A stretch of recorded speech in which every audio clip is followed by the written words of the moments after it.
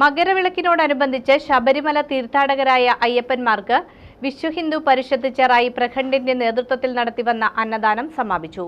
മകരവിളക്കിനോടനുബന്ധിച്ച് ശബരിമല തീർത്ഥാടകരായ അയ്യപ്പന്മാർക്ക് വിശ്വഹിന്ദു പരിഷത്ത് ചെറായി പ്രഖണ്ഡിന്റെ ആഭിമുഖ്യത്തിൽ തത്വമസി ശ്രീ അയ്യപ്പ അന്നദാന സമിതി ജനുവരി 11 മുതൽ നടത്തിവന്ന അന്നദാനം സമാപിച്ചു. ഇതോടനുബന്ധിച്ച് നടന്ന സത്സംഗത്തിൽ ഭാഗവതാചാര്യൻ അഡ്വക്കേറ്റ് ടി.ആർ. രാമനാഥൻ അനുഗ്രഹ പ്രഭാഷണം നടത്തി.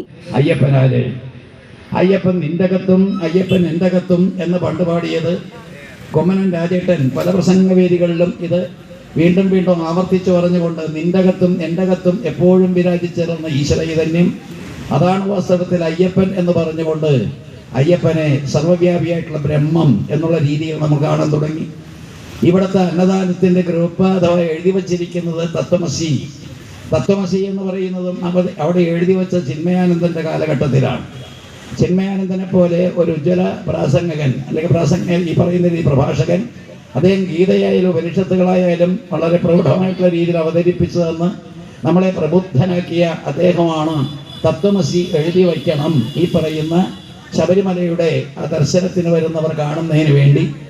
അത്തരത്തിൽ തത്വമസി എഴുതി വച്ചത് തത്വം അസി എന്ന് പറയുന്ന രീതിയിൽ അവിടെ ചെന്ന് കയറുന്ന അയ്യപ്പന്മാർ മനസ്സിലാക്കട്ടെ അത് നീയാകുന്നു എന്ന്.